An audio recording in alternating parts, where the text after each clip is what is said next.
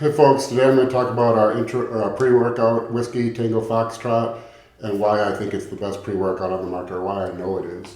And so why do you take a pre-workout? Well, there's the pros of a pre-workout: increased energy, you get an increased pump, hopefully, increased focus. And you have all those things, you're going to get a better workout, you're going to produce a bigger stimulus for muscle growth and theoretically grow better after the workout. But what are the cons?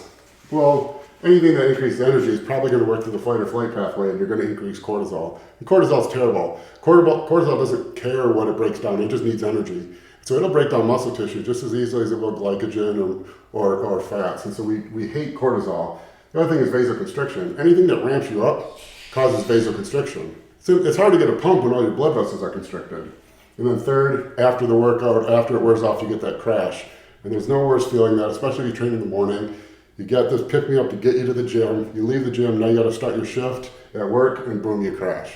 So how do we maximize these, minimize these? Well, step one is niacin. It's a B vitamin, increases blood flow to the skin, the microvasculature. We just have a small dose. You probably won't even notice it, but it definitely helps facilitate this whole process. And the next is sodium. And so to get that pump, well, obviously water and stuff and blood is going to the muscle. Well, that water is going to combine with glucose to form glycogen. That's great. That's driving, nutrients to the muscle. Glycogen is actually 1 part glucose, 3.5 parts to 4 parts water. So how does it get there? Well, it needs a carrier. That carrier is sodium. Without sodium, that doesn't happen. So much so that if you go get hyponatremic and low blood sodium, your blood sugar level will rise. And even worse so, and I hate to harp on this, but there's something called redistributive hyponatremia, where you get so low blood sodium that the blood has to redistribute the fluid out of the bloodstream under the skin. And so now, rather than being one step away from the pump where that blood is in the bloodstream and gets to the muscle, now it's into the skin, has to go to the bloodstream, then has to go to the muscle. So the sodium is actually very important. The next is L-citrulline. And so you see citrulline malate in a lot of these products. So why don't we use citrulline malate? Well, if you look it up, citrulline malate may have better total absorption than L-citrulline. So it seems like a no-brainer, right?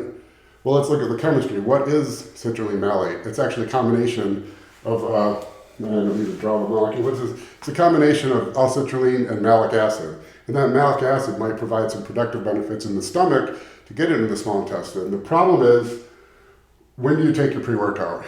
15 minutes before a workout, maybe 30, maybe when you get to the gym? How long do you think that cleaving process takes? Because to get to nitric oxide, you have to take the citrulline malate, cleave the malic acid. Then you have the L-citrulline. Then the L-citrulline converts to L-arginine. Then the L-arginine converts to nitric oxide. Do you think that's a 15-minute process? No. 30 minutes? Probably not. An hour? I mean, maybe. So, so you get a great pump when your workout's ending, but that's not why, that's not why you're taking it. You're not taking a citrulline malate to get a pump when you get home. You're taking it because you need it during the workout. So by using L-citrulline, we bypass that cleaving stage and get it more rapidly into the bloodstream.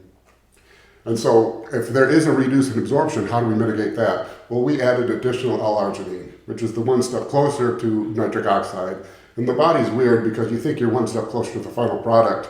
You'll get there better. It doesn't always work that way because sometimes the precursors are necessary to get the higher amounts of the final product. But that L-arginine is a cheap product, doesn't add any cost to you guys. And so we added that to counteract any reduction from the citrulline malate to L-carnitine.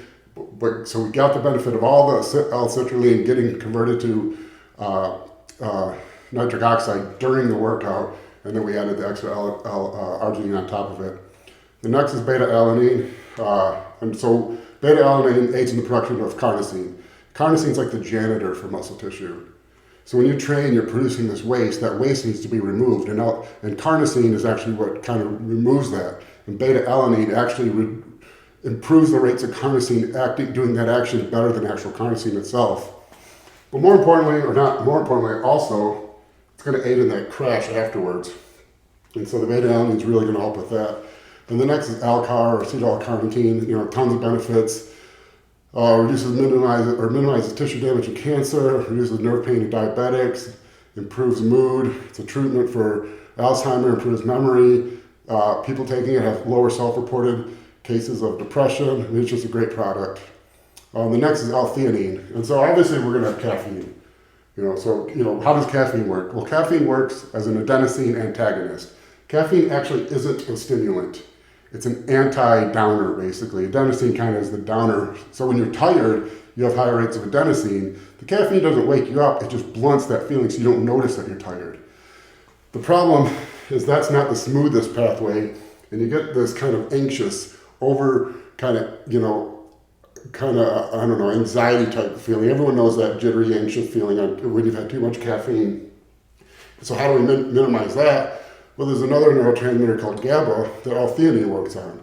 So L-theanine on its own increases focus and attention, but when paired with caffeine, it gives you all those real energy, not energy boosting, but it gives you those benefits of caffeine without the anxiety. And so you can really push that without worrying about this cortisol as much. And then obviously we have caffeine as also. But my favorite product is probably the next one, rhodiola rosea. It's an adaptogen. And I've been talking about this for 15 years or more. I think it's in my first book, Comprehensive Performance Nutrition. It's an adaptogen that it reduces stress and exhaustion, and it's shown in study after study to do this. And so that's key because it's acting directly against this cortisol. And so if you ever heard me talk about pre-workouts, I always say use them, sparingly. And if you've been a client of mine, you may know that I've recommended rhodiola or various adaptogens to combine with if you do take a pre-workout. Well, this includes it every time. So now you can take this pre-workout without worrying so much about that cortisol. Not only the feeling of cortisol, but the effects it has on your body, because we have products that work against both of those. And the next is teacrine or theacrine. And I see all the time people saying this is like a caffeine product. It's not. It's really, it's a totally different product. But the reason people think that is because it also works on adenosine. It's not antagonistic to adenosine. It actually decreases the production of adenosine, or it decreases adenosine levels in the body. So it works similarly to caffeine in that way, but in addition, it increases dopamine levels and it lowers reactive oxidative species. So it's a real great addition. The next is bioperine. It's an analgesic. It reduces pain sensation. So you think, why that? I can fight through the pain. The pain's not my limiting factor. Well, it kind of goes to this secondary pathway thing again.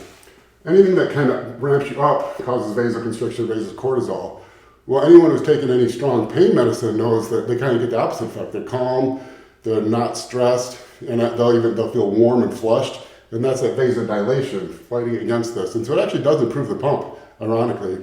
So it's really not in there so much for pain. It's in there for the fact that it decreases the effects of these and maximizes the effects of these. And the final one is huperzine, which is a cholinesterase inhibitor. It improves levels of neurotransmitters in the brain. And one of the things that happens after that crash afterwards is you kind of get a neurotransmitter dump. This kind of fights against that. So there's no come down. It's a smooth transition from ramped up for pre-workout without those anxiety type feelings to a smooth recovery with the adaptogen, the beta-alanine, and then the huperzine. And so I think you're going to find that every product in here is there for a reason. Most people just throw the kitchen sink trying to maximize these. And I don't think, either don't think about these or don't understand these or just consider it a byproduct there's nothing they can do about.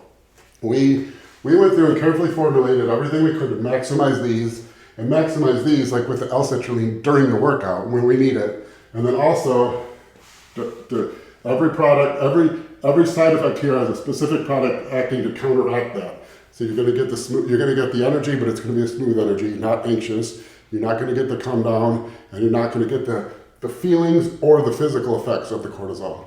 So I think you're going to love the product.